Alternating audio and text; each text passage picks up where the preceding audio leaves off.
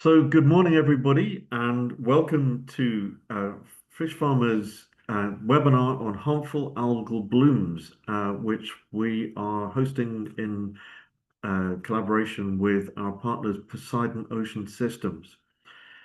So, marine plankton is a key part of the ocean's ecosystem. We actually need plankton to have oxygen on this planet. And In a sense, it's a good thing, but harmful algal blooms are in fact a serious problem for finfish and a serious problem for fish farmers. So we've got a panel who'll be bringing some various perspectives onto this problem and how the industry is actually setting out to tackle it and what we could maybe do in future. We have with us today Linda Lawton of Robert Gordon University, Jill Couto-Phoenix of Lantra, Beth Osborne of Loch Duart, myself, Robert Outram, I'm editor of Fish Farmer magazine. We have Sarah Riddle of the Sustainable Aquaculture Innovation Centre, and Robert Wyville, our co-host of Poseidon Ocean Systems. If I could begin with Sarah. Sarah Riddle brings more than 25 years' experience to her role at SAKE, having previously worked at Scottish Sea Farms and Aquascot. As Managing Director of Northern Light Consulting, she has also provided strategic support to a range of businesses, helping them secure funding and deliver innovative R&D. So Sarah, for those who are not familiar with SAKE, can you describe the organisation and your role in it? Of course, Robert, and thank you. 25 years seem to have gone in a jot as well. So yes, organisation SAKE was funded 11 years ago by the Scottish Government, very much to link together the needs of the sector with research and with an outcome to ultimately aid the sector grow, but to help deliver practical solution. I head as head of research and innovation and wisdom of the project. That can obviously be project build and project delivery, and knowledge exchange is a critical part as well. And why are algal blooms such a big problem for fish and shellfish farmers? I think I'll start with, again, what we were prioritised on. And a priority for us was always fish health and welfare, then unlocking capacity. And that's touched on finfish, shellfish and seaweed. And through the years, certainly, as I started as a young, my first endeavours with marine harvest, so I'm sure my age there, but that we would aware harmful algal blooms would be a challenge in certain months of the year. But I would say at that point, we would say April to end of September. And why? Because equally they like oxygen, and there's people far better placed than myself to answer this piece, and they can, therefore, so do our animals, and the limitation of that, or indeed threat to the breathing system of the animal, then put more pressure. But we have seen not only the fish change, the environment change, the pathogens change, etc. And I think that's where we find ourselves now, not being able to say with confidence that we will only have threat of harmful algal bloom within certain months. We are seeing that season changing quite dramatically, and that we must prepare for. It's always about survival and looking after fish and letting the fish be all they can be, optimizing. Thanks, Sarah. Robert Wyville started in fish farming in April 1996, working in a variety of roles before becoming the manager of the Isle of Muck for Maui in 2014. He then moved to Tasmania to take the role as general manager with Petuna Seafoods. In 2021, he moved back to Scotland to become Chief Operating Officer of Organic Sea Harvest. Then he joined Loch Duart, becoming area manager for Skye until joining Poseidon Ocean Systems in January 2025. Robert, can you tell us something about Poseidon Ocean Systems and your role in Scotland? Yes, I'm the commercial manager for the UK and Europe for Poseidon. At Poseidon, our focus is to improve fish welfare. With this in mind, we developed various products from flow presser, oxypressor, discharge plume, and our Trident pens. The flow presser is an aeration system with a variable output between 2 and 1,000 CFM. Our oxygen system, which is used in conjunction with the flow presser, allows us to have our own life support system, which we can supply up to 150 kilograms of oxygen per hour per unit. The depth charge plume is our oxygen diffuser system with a capacity of 300 SLPM or 25 kilograms per hour oxygen. Trident is the name of our pens, which is set up to have all the pipework fitted below the decking, and this leads to enhanced efficiency and cleanliness for the site. And how is Poseidon's technology specifically helping fish farmers address the problem of algal blooms? Poseidon provides systems and solutions which provides climate resilience to the farmer against many challenges, all derived from warming and changing oceans, including low oxygen, warmer water, jellyfish, sea lice, harmful algae. Poseidon's life support systems with the flow presser and oxypressor can have a very positive effect against harmful algal blooms, especially when used in conjunction with a robust harmful algae monitoring program. For each system sold, Poseidon provides 3 hours of training in harmful algae monitoring programs via one of Poseidon's experts. The customer is also trained in the use of the oxypressor and the flow presser and how best to use the systems depending on for each harmful species. This is based on over 20 years experience from developing harmful algae monitoring programs and mitigation in British Columbia. The knowledge is transferable anywhere. Poseidon's plume model helps determine an aeration design required to do the job on each individual site.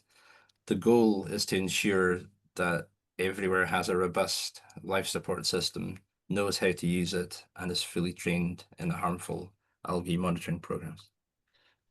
Thanks, Robert. Beth Osborne is Fish Health and Welfare Manager at independent salmon farmer Loch Duart. Beth has been a part of the aquaculture industry for 11 years and currently, as I said, works at independent salmon farmer Loch Duart, based in the north of Scotland.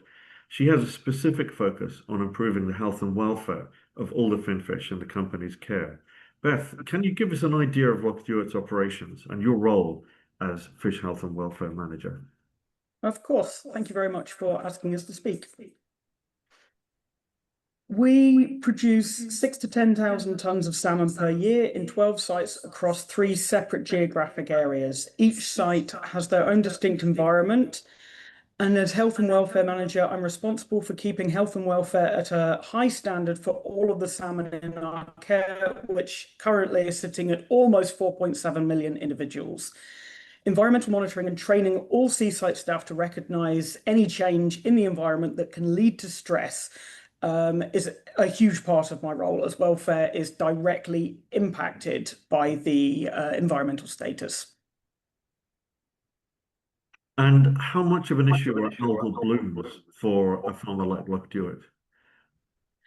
Potentially a huge issue. A HAB has the ability to come in and wipe a site out in less than 24 hours, realistically, without much warning.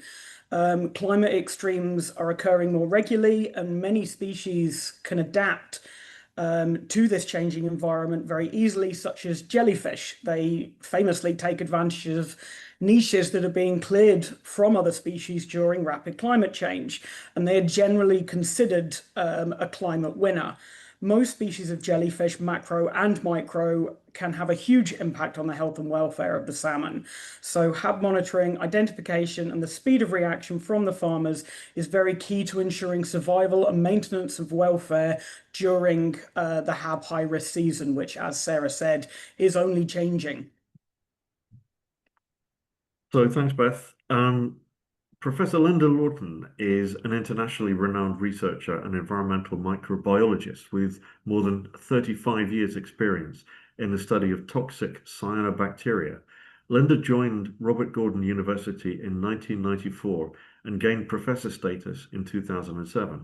She has had outstanding success in international research collaboration and the award of major research grants totaling close to 10 million have facilitated the establishment of a research group at Robert Gordon University that is world leading in cyanotoxin detection and treatment. Linda, what's your particular area of research at Robert Gordon University?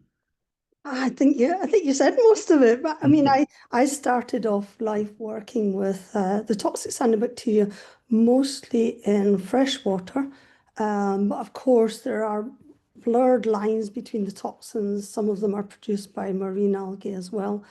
So we cover the whole area from growing them. We isolate the toxins, and we're the world's biggest producer of the purified toxins for people using in research.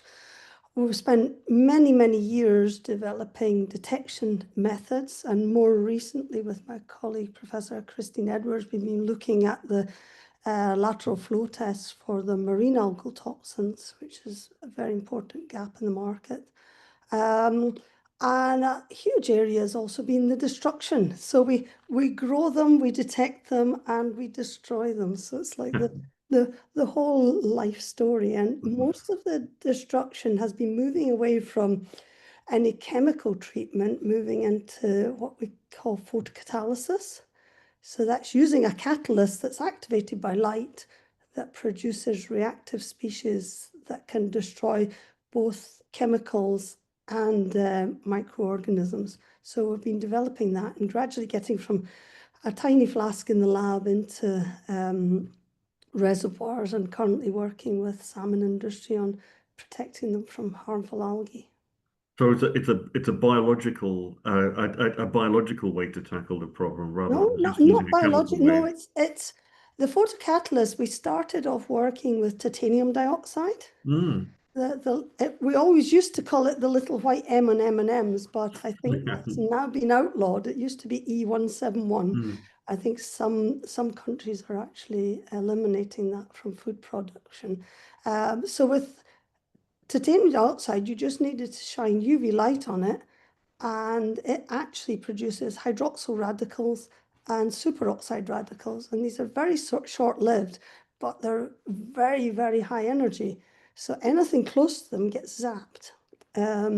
We've moved on now. The really nice catalyst we're working now is graphitic carbon nitride. Bit of a mouthful, but it's quite an eco-catalyst. It's basically nitrogen and carbon. We can make it from melamine and other like urea sources and things like this. And when we illuminate that, it can be illuminated just with visible light, just on the edge of visible and UV. And the advantages with newer, smaller LEDs, we can use them to illuminate it as well. So it's physical, chemical, and it attacks the biological. So it's and the nice thing is it's an on-off. It's not like you add a chemical and then you've got to remove it. When you switch the light on, it works. When you switch the light off, it stops working. Thanks, Linda. And finally, last but very much not least, Jill Couto-Phoenix is head of aquaculture with Lantra, the leading body for environmental and land-based skills training in the UK. Jill's role includes running the Department of Food, Environment and Rural Affairs training course on harmful algal blooms, and she was formerly head of skills and talent at SAKE. Jill, can you tell us something about Lantra and your role as head of aquaculture? Thanks, Robert, and thanks for inviting me to participate in the webinar. So yes, as you said, Lantra specializes in developing and delivering training and qualifications in the land-based and environmental sectors across the UK and Ireland. So over the last 30 years, Lantra has developed the capability for creating and certifying training that can be deployed to learners who might be geographically dispersed. And as head of aquaculture, of course, I would like to capitalize on this to help the sector's workforce with its skills and training needs. Now, we all know that the aquaculture sector is growing and adapting very quickly. I mean, there's a lot of R&D and a lot of innovation, which of course means our collective thinking and knowledge of the area is also moving rapidly. Of course, this translates into a plethora of different skills. So our role really is to work with many different partners, including academia, specialist industries, to try and bring this fresh knowledge, make it practical, and then deliver it straight to the learner. So that way, over time, this new information gets put into practice. And of course, we then see the roles adapting. And what is Lantra's involvement specifically with training in the field of harmful algal blooms? Because you've got a program just starting this month, haven't you? Yes, we did, and we didn't plan it to coincide with the webinar, but it was good timing, I suppose. So yes, I mean, obviously you've heard already on the call that blooms are continue to be a challenge. And of course, as I said, as you would expect from a sector that adopts R&D and innovation very quickly, the collective knowledge is also evolving. Therefore, there was this recognition very, very quickly that there was a need for agile, easy to access training that would be practical to benefit farmers. So the course really was, it was developed with that design in mind and with that goal in mind.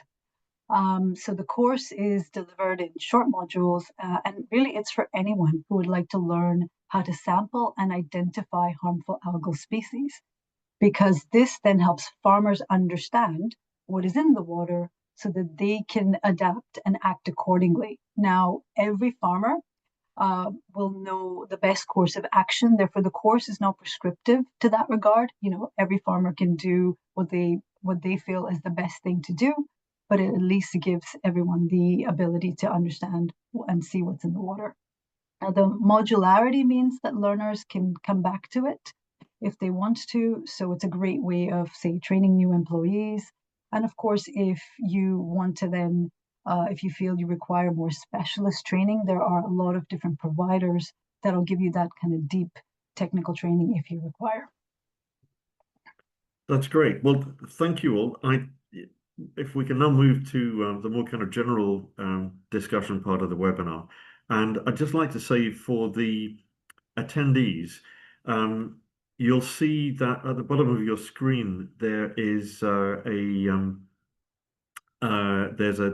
a button called Q&A, which has a little speech bubble with a question in it. If you have any questions for the panel through the course of the webinar, just click on that and type in your question, and we'll see that scrolling up, and hopefully we'll be able to get to it. So that's the I see we've got somebody raising their hand at the moment. We won't really be able to see the attendees or who's raising their hand, but if you use the Q&A session, the Q&A facility, which will be at the foot of your screen, then we will see your question. So the first question, maybe if I could start with Robert, where do algal blooms rank as a threat to farmed fish and shellfish? And I think we've already mentioned that this problem is taken seriously. Would you say it's one of the most serious problems that fish farmers face? Yeah, I think it ranks as high as the likes of AGD and PGD, partially due to the fact that damage from algae used to go unrecognized more, and it's probably responsible for a good portion of PGD in itself. And is the problem getting worse, do you think? Yeah, I think it's definitely getting worse as the water temperatures rise as well. When I started from 1996 to now, it's probably gone up about 1.2 degrees. So it's just something that's going to continually get worse and worse every year. People just need to be prepared with their harmful algae monitoring programs in place. Sarah, is that something that you're seeing from the people that Seika is talking to? There's many ways I'd love to come in, because I'd love to pick up on Robert's point about that monitoring, because that was something that we've through working with the Farm Fish Health Framework was initial, and that fed into the work that Jill's doing as well, was actually what are the species that we want to focus on, what are the ones that are threatening, and how do we help consistently across the farming operators, what's the best practice in terms of our monitoring and our frequencies, etc. Definitely have seen a number of projects come through in the space of harmful algal bloom identification, live plankton analysis, looking at that, taking away from or enhancing the individual operative making that assessment, because it is difficult. It's always the first thing we do in the day as well. My assessment of wiggly things down the microscope might be a little bit different to Beth's, and the pace, as Linda will, we have to do that, or else the big things can eat the little things. But then, more importantly, understanding what we are seeing, what is the threat, and is there a lag to what the fish are then experiencing? So there's been a lot of work with SRUC on that, and others, Aberdeen University, SAMS as well, at looking at not just what's in the water, but linking that threat to the fish, and then looking at mitigations. I think also, is there a way that from what we see in the water, can we forecast forward as well? So we've very much looked at across the spectrum of harmful algal blooms, identifying, then monitoring, forecasting, and mitigations. So it's ongoing. I think, as Robert says, we understand we have a significant challenge on gill health, and harmful algal blooms are certainly a contributor to that. Beth, from your position sort of on the front line of fish health, as it were, does this chime with your experience? Are you seeing algal blooms as an increasing problem through, as the summers get warmer? Definitely. There is a correlation between, I mean, if you think about the amount of available energy in an environmental system as large as the Atlantic Ocean, a change, as Robert said, in 1.2 degrees equals a huge amount of potential energy. And not just that, but it's very important, as has been highlighted, to understand what species you've actually got on site, because the mechanisms of damage from silica sort of pointy algae, for want of a better word, you've also got toxic algae, and ultimately the biggest problem is your oxygen depletion. And if you're talking about microscopic jellyfish, you also have the risk of secondary infections. And yeah, this is only getting harder, and it's very, very important to be monitoring 24 hours. And taking one sample a day is not enough. You can easily miss things, as stuff can just come into the site and disappear almost without a trace, other than your fish are not happy and you don't really understand why. Anybody else want to come in on is the problem increasing?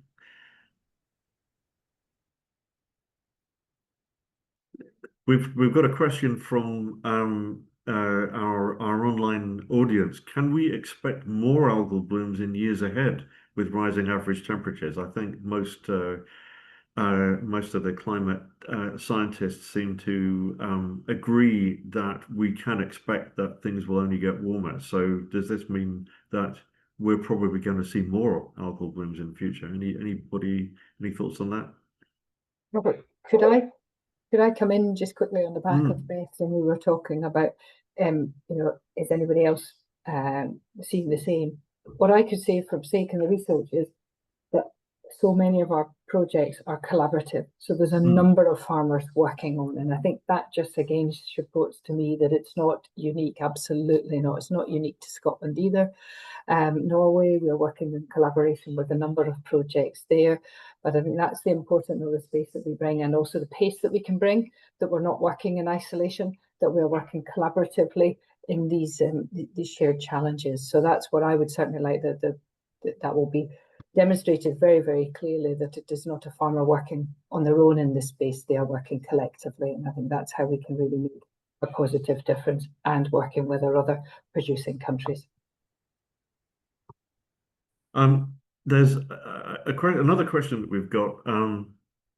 I don't know who would want to answer that one. Perhaps this might be a good one for Robert. But what profile of loch is particularly susceptible to blooms, and whereabouts in the water column do you find them? So, because I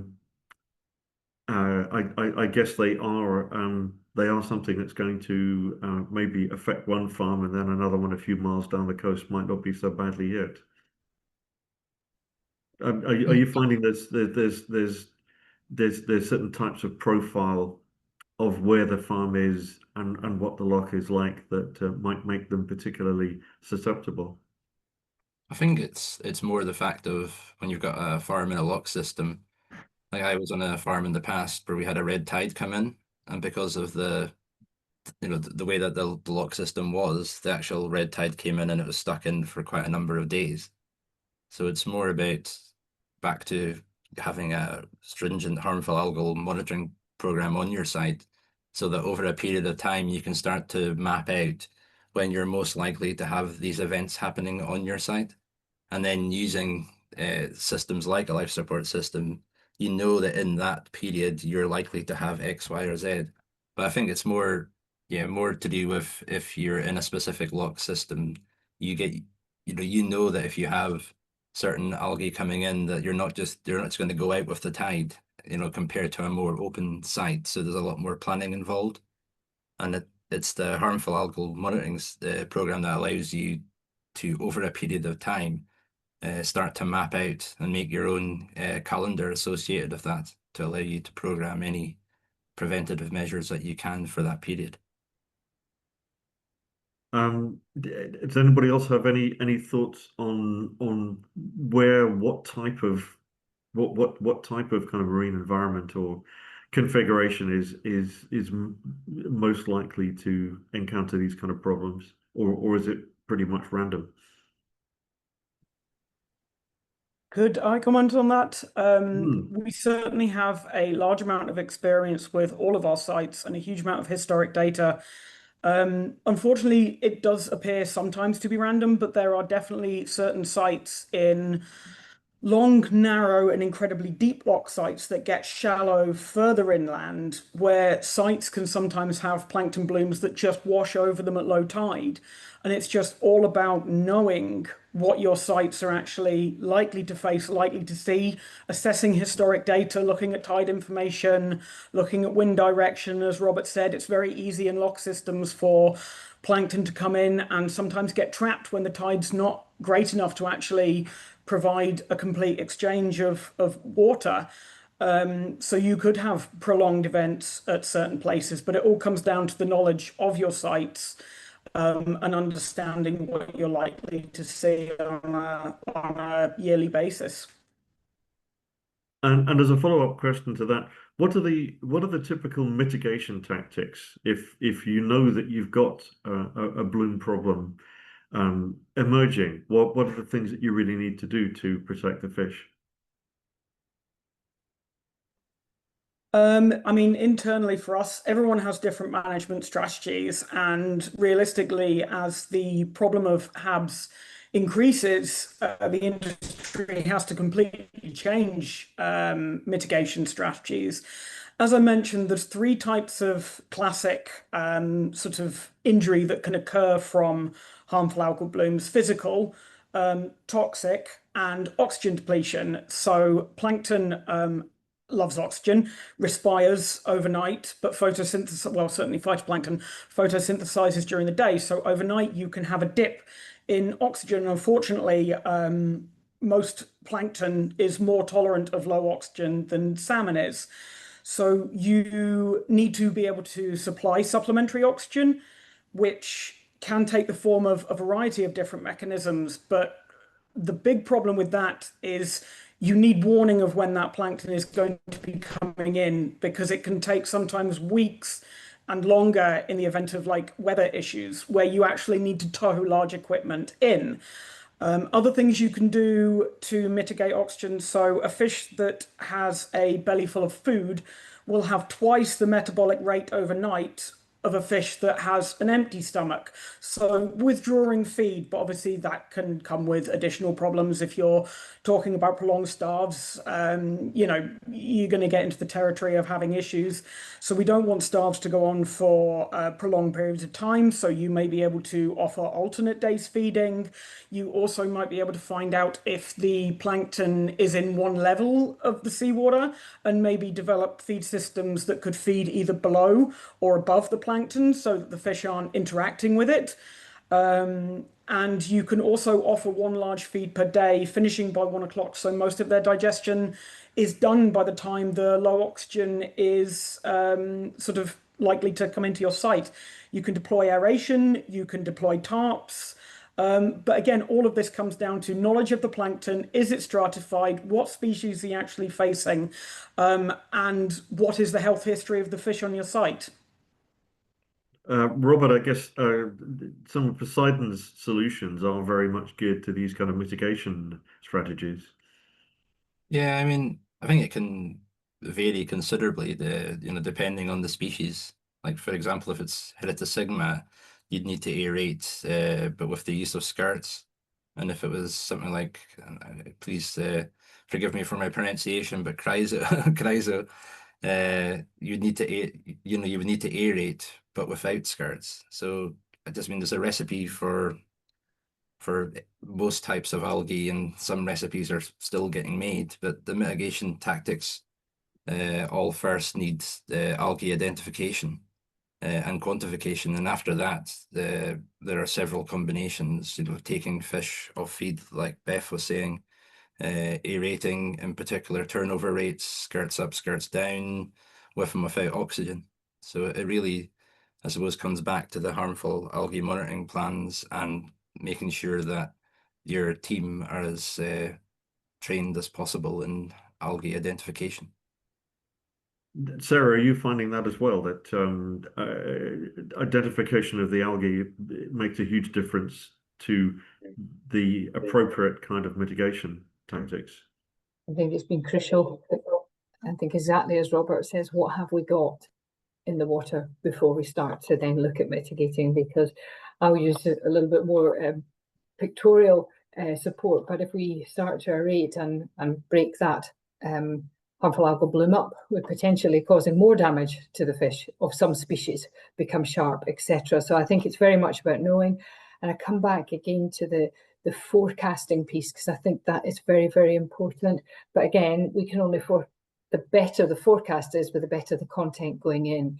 So that understanding and that monitoring is a critical start point of a consistent number of species using the Westcom modelling and indeed the harmful algal bloom modelling and forecasting tool that Keith Davidson at SAMS has had a number of years of support with SAKE, and also that farming partner inclusion, which has got greater as well. That is to be accessible from everybody and is built almost with a linkage or from the basis of what we started with shellfish, is that toxin monitoring graph. It looks almost like a map, but you're able to, what will that look like in 1 week? That was a static picture. Ours is the hope that it will run continually as those inputs come from our farmers.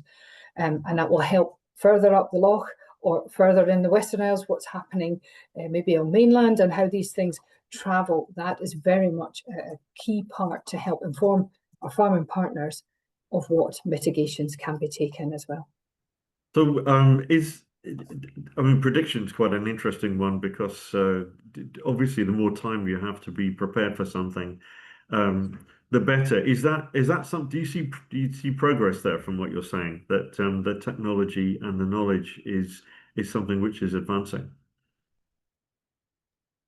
On the prediction, very much. Prediction. We've also built in the flow cytobot. So again, looking at that monitoring constantly in the water body, because that is becoming. There are learnings if you take samples 1, 2, 3 times a day in the different levels as well, versus then having that depth and quantities, knowing what then to do with it of data if you're constantly taking every 15 minutes. But yes, there are ways forward that we here are at the cutting edge, I would say, on harmful algal bloom forecasting and predicting. Jill, I think you wanted to come in there as well on the forecasting front.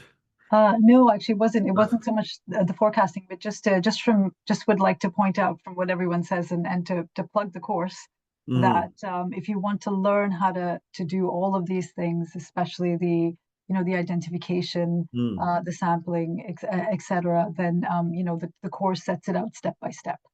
And if you want to learn a bit about what's the research and development, there is the future of surveillance module, which covers a lot of the work that SAKE has funded and were kind enough to give us some videos so we can put it in there, so that new people to the sector can get excited about it. We had a question from the audience as well about monitoring and early detection. What are the primary strategies at the moment? Are people using genomic or high throughput imaging techniques? Or what if people are kind of sampling the water, what are they, what techniques are they using to find out what's in there?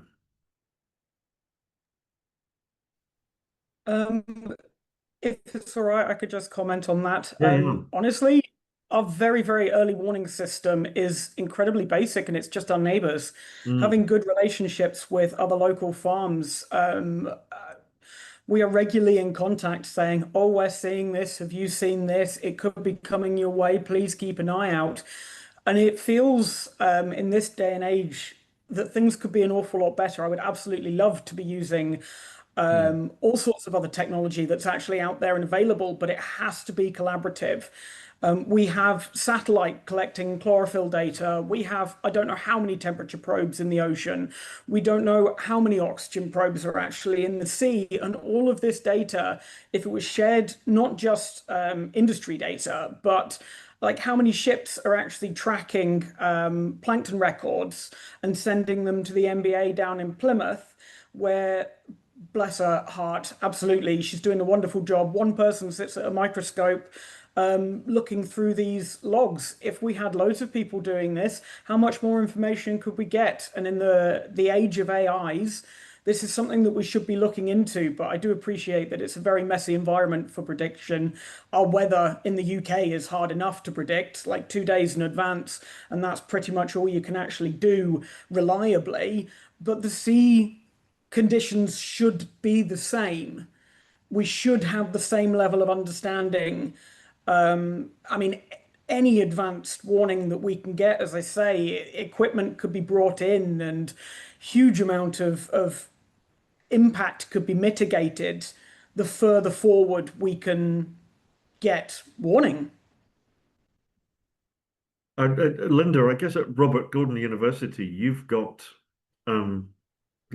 state of the art sort of technology to analyze the blooms and see what's happening. But is there is that something that could be deployed or is being deployed actually at farms? I guess that there's probably a difference between what you can do at the cutting edge of research and what a farm manager can do kind of day by day.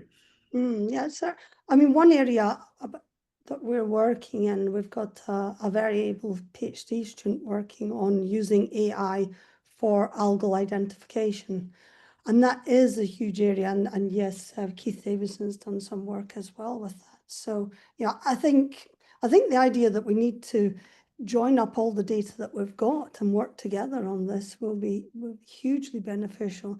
Most of the data our students developing, as I say, is relevant to freshwater, but the methods that we're using are identical. And actually, in a lot of ways, identifying the marine alga is easier because the cyanobacteria tend to have all these weird and wonderful colonial forms and things like this. So it's not as easy to identify, but we're developing systems where you can literally take a slide and it will start telling you what organism you have and how many cells you have. And I think that's the way forward. There's quite a lot of interest in that. And I think in the next 5 years or so, this will be the way we're going. And it will be maybe, there is one with cyanobacteria that's app-based and you pay a subscription. I would like to see it being, much freer and open and something that we develop that everybody keeps enhancing as we go along. I think that'd be powerful. But in the mitigating, that's where we're desperately keen to work with people to actually get our technology closer to farms, because as you say, we've done some work in reservoirs and things like this. They're very tame compared to actually getting into a sea loch and some quite wild environments out there. So we're keen to get out into the environment. But talking about actually prediction, one of the things that we've got based in our project just now is actually using light to actually attract the algae that's there into the photocatalyst so that we can actually kill it, so that we're actually controlling where it is.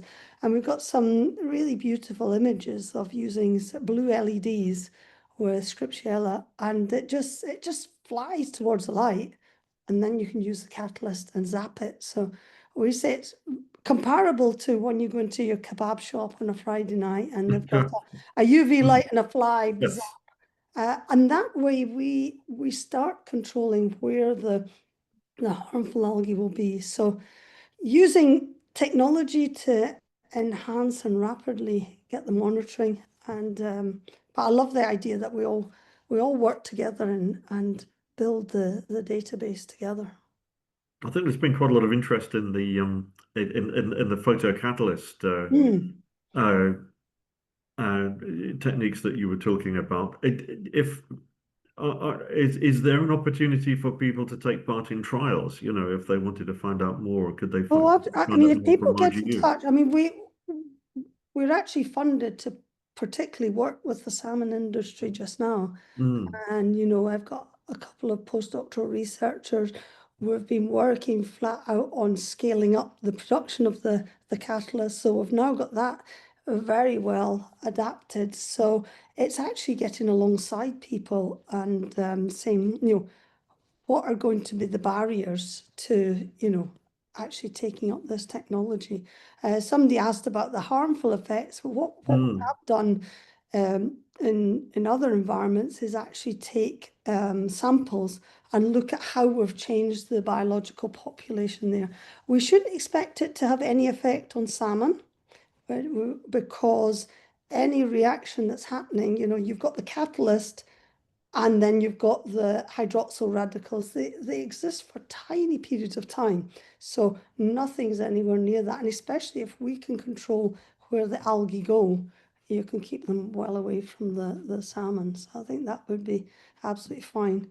An interesting side of it was that when we did the work in Brazil in a freshwater reservoir, we had mesocosms, so very large cordoned off containers, but the lights, the LED lights, I think attracted the piranhas. And so piranhas came along and nibbled holes in our mesocosms and invalidated our isolation experiments. So you never quite know how fish will behave. So these things, certainly talking to the people that are working with salmon day in, day out is really important. The other area that we're really interested in is actually working in the salmon hatchery, being able to look at trying to control the saprolegnia as well. So we've got some trials coming up on that very soon with Peter Van West at Aberdeen Uni. So I think there's a lot of potential, and we'd love to work with people to learn what applications and what are the barriers to actually using that now, because I think it's at the stage where it's scalable and affordable, because when we first started using this, a single LED cost £7, and now we can get many, many meters and meters and meters of LEDs. They're very low energy and they're very robust. So I think do come and talk to us. We've got a couple of questions which I think are in some way kind of related. One is, as an audience member has said, as fish farming can increase the nutrients that cause algal blooms, how can practices be adapted to limit this?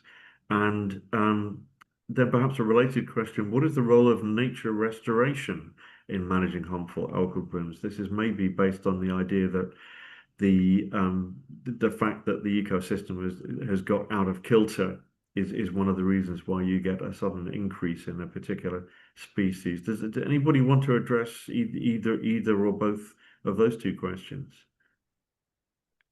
I think there's a very recent publication come out of SAMS, and it looked at the harmful algal bloom data over, I think it was, somebody might know better than me, about 15-year data set, and actually showed that the Scottish salmon industry wasn't increasing harmful algal blooms.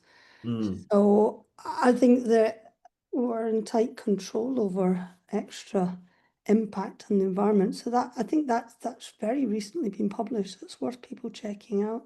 It's got quite a bit of coverage. So I think that'd be useful to look at. And any other thoughts on that, or on the role of nature restoration? Is there anything that can be done to kind of restore the balance in the marine environment? I do apologize.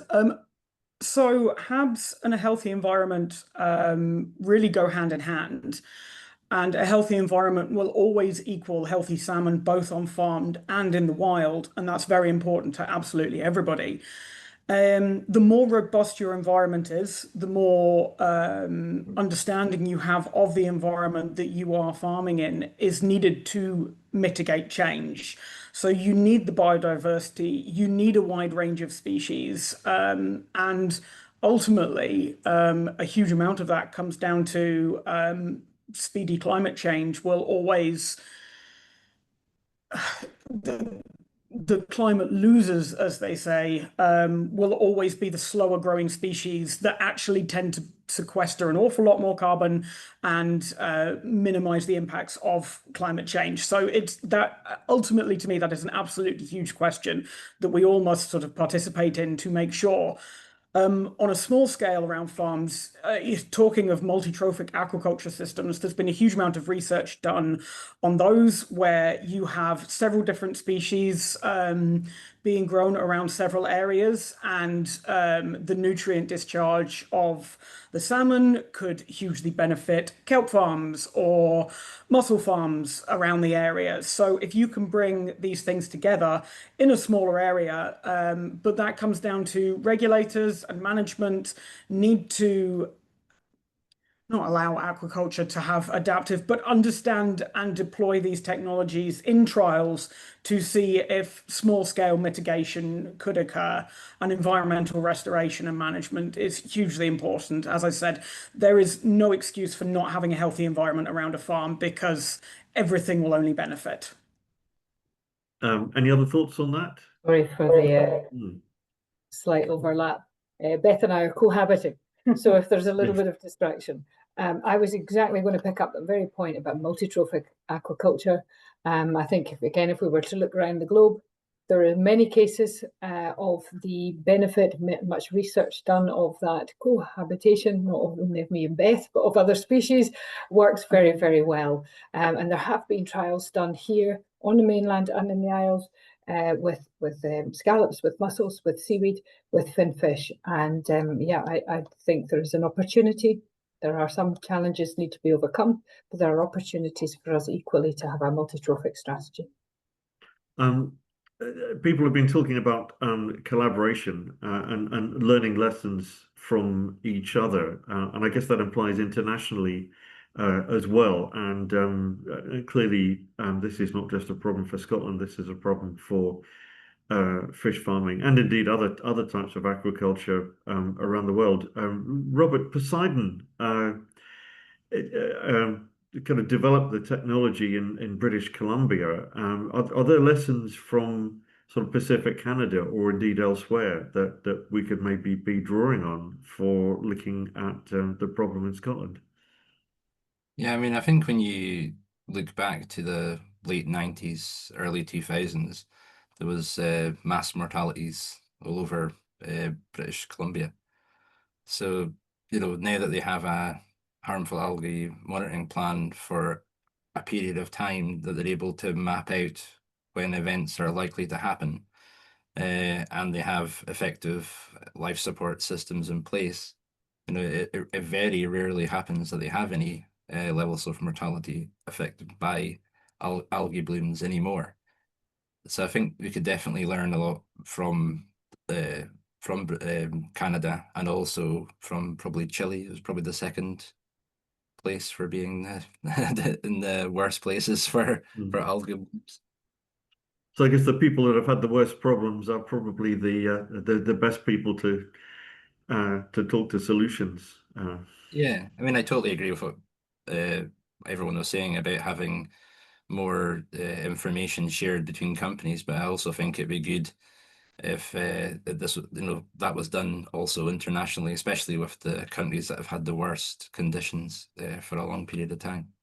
Anybody with any other thoughts on international collaboration and sharing information? Just to flag up that in Aberdeen, we're hosting the ICTC conference in 2027. So that'll be the conference on harmful algal blooms will be here at the exhibition centre in Aberdeen. So, and that's typically attended by a significant number of people from all over the world.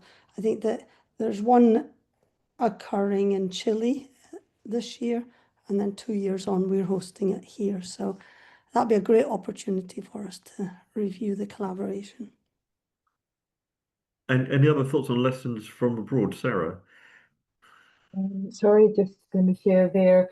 I think SAIC's commitment to knowledge exchange is really, vital, and that knows no boundaries in terms of just being the Scotland or UK. So there is the EAFP in September.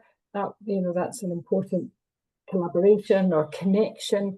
We have the FHF across with us just now as well, which is really important. So they're, I guess, an equivalent of a greater scale, but in Norway. We work with, where we can, with Biomish in Ireland and Canada. I think that absolutely, as Robert says, it's not just looking. There are differing but similar challenges. And it's for us not to rest where those solutions or those connections could come from. So we've touched on collaboration, and it is so critical. It's not a word that can be overused in this instance. And that learning and that sharing as well, I think that will help us move forward more efficiently and at a greater pace. Any other thoughts on international lessons? I guess we're approaching the end of our allotted time. One thing I really wanted to ask was just to go around and say, is there something that could really make a difference that you'd like to see to the way we tackle harmful algal blooms? Maybe I could start with you, Jill. Is there something that you'd like to see maybe done more of or done differently? Well, I can speak from the skills and training perspective, and having the the experience of seeing operations and training go standardized at scale, so that everybody has the same knowledge and everybody's doing the same thing. I mean, I think you've heard today on the call that there's various challenges. There's lots of calls for collaboration, etc. But it's not an easy thing as well to to just do, because of the complexities of sharing information. So I think my first most practical step, I like to go back to first principles, and I think knowledge for every farmer is probably the first step that we can start with. And so I would like to see, hoping that the HABS course is a rip-roaring success, but I'd like to be able to arm every single farmer, regardless of where they are, with some very basic skills and training, so that they can then feel confident in the data that what they're looking at and what they're recording, and that gives them that ability to then do whatever they want with that information, whether it is to paint a picture over a couple of seasons or a couple of years for their own farm, or, as you see, there's local sharing across the loch, for them to do that in a more localized way. So for me, that would be something that I would like to see happen. So Beth, same question to you. If there was one thing that you'd like to see either more of or changed to help tackle blooms? I said it before, open communication and collaboration, but not just between the industry, but between everybody who's actually operating in the marine environment. Whether that be boats, transport boats, shipping, absolutely everything. that requires an RO system, or even in, like you say, in other countries, it's very, very important that this data is being collected that could make a huge difference. And the more people looking into this, the more information we can get. Ultimately, on the ground, on the farm, we need early warning. By the time a fish farmer is actually taking a sample and identifying it, it's already on your farm. It's already almost too late, depending on if it's a particularly harmful species. We need warning ahead of time to deploy infrastructure that can mitigate the risks. As I said, when it's there, it's almost already too late. Linda, and same question to you. What would you like to see happen? Oh, I would like to get out of the lab and into the fish farm with some of our technology and actually just sit down. And I mean, it is a huge jump, but we're making baby steps just now. So if we could make baby steps with some of you excellent people out there, it'd be lovely. And Sarah, same question to yourself. I get the nice bit because I'm later in. I think I build on many of my colleagues here today, like Beth, that early warning, but also not just on our own, bringing in that wider marine environment to that. You know, there is a lot being captured, and then let's put it in the bucket. Let's put it all in that bucket and be helpful. Because there is a massive proactivity within this sector. There's been a huge onboarding of technology. Never rest, and I think that's equally one is never rest, but we want to be smart, we want to be efficient. You know, we are custodians of the fish within our care and the environment that we operate in. So I think that drive is critical to say we don't want to act in isolation, we want to act across that community and pull it together, both the operator, scientists, technology providers, but also wider. So I think that never rest. Let's keep going. It's things are changing. It's not an easy nut to crack, but there is such commitment here. It's about making that logical, transparent, and as easy in a hard challenge as it possibly can be. And Robert, finally yourself, any thoughts on what would you like to see happening in the industry or on anybody else's behalf? I think it's just what I was saying earlier about every company should have a robust harmful algae monitoring program in place and a life support system. Because if you don't, it's one thing if you've got a bloom, then how do you react to that bloom? So I suppose up and above that, more identification training as well. But at least by having the harmful algae monitoring program, it allows you to then use that as a predicting tool over time and start making, like they do in Canada, where they map out on a calendar exactly when they normally have a certain bloom come in, and then they have their life support system set up for that particular bloom in advance on each farm. So, like the Boy Scouts, be prepared. Yeah. Sorry, Sarah. Thanks, Rob. Yeah. I think it's that point's really clear, because if you look back to when Robert and I, when we first started farming, that skill set on the farm has changed significantly. I'm looking to Beth as well. That ability to the diversity of responsibilities on the farm is got greater. So again, how do we connect with whether it be school leavers, people returning, the variety of roles and needs on the farm? So that we've got the correct skills. So I think that's a bit of a call as well to link in with developing the young workforce. University of Highlands and Islands, far greater as well about how do we bring on Jill, Lantra, such an important connection that we have the right skills on the farm to help us understand that environment and look after our fish. Well, thanks for that. We're approaching the end of our time. I'd like to express my appreciation for our panel who've given up their time and I think come up with some really useful insights into this serious problem. I'd like to thank all of our audience for following this and for coming up with some great questions. We didn't have time to address all of them, and actually some of them I'd like to look into offline to see if we can maybe address them in some way. But we had some great questions. Just to kind of sum up, if I can, certainly it's a serious problem. It's a problem which is not going away. I think we all see that it's linked with the fact that our seas are warming, and that this is something we're going to see more of, not less of. Technology plays a huge part, both in terms of detection and in terms of the mitigation, but then also sharing that information and sharing that knowledge is tremendously important, and ensuring that everybody's got the training and the skill set is clearly a major theme as well. It's good to see that not only do people realize that collaboration is important, but it does actually seem to be happening. So I think we can finish this webinar on a positive and hopefully fairly optimistic note to say that solutions are being found, and solutions are out there. So thank you again to everybody, and we look forward to the next in our series of Aqua Agenda webinars, which will be coming up in September. Coming up in September.